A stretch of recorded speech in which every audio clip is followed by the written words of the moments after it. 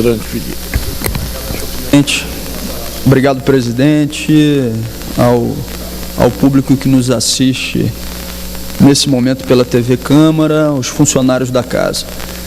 Não raro a gente vê no noticiário de televisão, nos vários meios de comunicação e também nos contatos que a gente tem com as comunidades, uma percepção média de que a política vai mal. A política com P maiúsculo, ou seja, a política lato sensu. Essa é uma definição que a gente ouve praticamente todos os dias. E aí vem um questionamento. A política vai mal por quê? E o que deve ser feito para que a gente possa ter uma melhor percepção da política?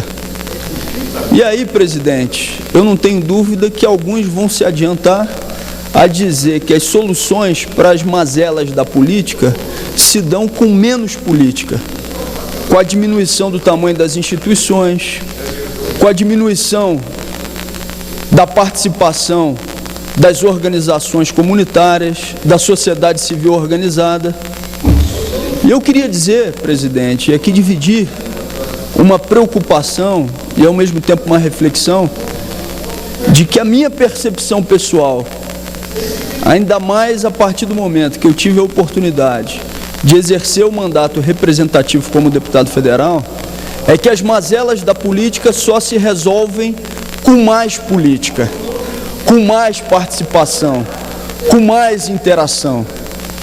Mas para que a gente tenha a oportunidade de sair do discurso e ir para a prática, quais são as formas de fazer com que a gente tenha uma maior participação política?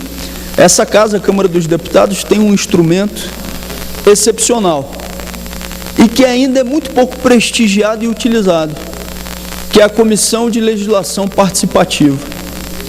Hoje você pode, no Brasil, recolher mais de 1 milhão de assinaturas para que uma proposta comece a tramitar na casa.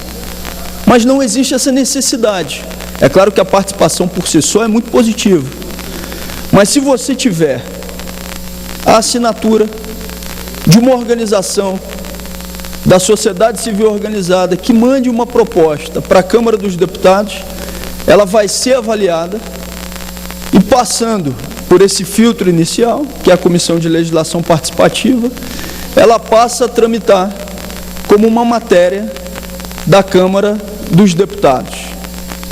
A gente tem que ter um esforço concentrado, primeiro, para que essa ideia seja conhecida no Brasil como um todo, e para que nas câmaras de vereadores, também para que nas assembleias legislativas, comissões de legislação participativa sejam criadas, para que cada vez mais a gente tenha uma oportunidade, a oportunidade de fazer com que o sistema representativo puro, que eu aqui cometo a ousadia de dizer que está falido, ele tenha sim que ter instrumentos de participação e democracia direta para que ele seja de fato efetivo. Eu estava lá no meu gabinete e ouvi aqui um parlamentar dizer que democracia só existe se a gente tem uma educação de qualidade.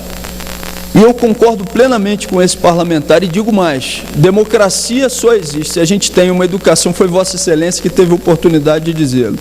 Democracia só existe se a gente tem uma educação de qualidade e se a gente tem instrumentos de participação direta da sociedade civil organizada, fazendo com que o sistema representativo não seja única e exclusivamente válido de 4 em 4 anos ou de 2 em 2 anos, como no sistema brasileiro, quando o cidadão vai às urnas para exercer o seu direito de voto. Eu dei entrada, presidente, num projeto de lei nessa casa que foi nada mais, nada menos de que uma proposta do chamado programa Prestando Contas, de que todos os parlamentares tenham a oportunidade e a obrigação de mensalmente prestar contas nas suas bases com uma audiência pública marcada, inclusive com os meios de comunicação da casa, tendo a obrigação de afixar quais são os dias específicos que o parlamentar vai estar em conjunto com a comunidade prestando contas do seu mandato. E para finalizar, como mais um instrumento relevante que tem exatamente esse objetivo de aumento da participação. Essa casa teve a oportunidade, como uma iniciativa do hoje líder do governo, o deputado Arlindo Quinaglia, de apresentar na lei do orçamento do ano passado as chamadas emendas populares. As emendas populares que foram discutidas em municípios de até 50 mil habitantes, para que propostas fossem discutidas na comunidade, apresentadas, passassem pelo parlamento e encaminhadas na aprovação do orçamento para que os projetos fossem apresentados ao governo federal. E eu quero aqui fazer um apelo. As emendas individuais são importantes? Sim, são importantes. Quanto mais quando elas são discutidas com a comunidade.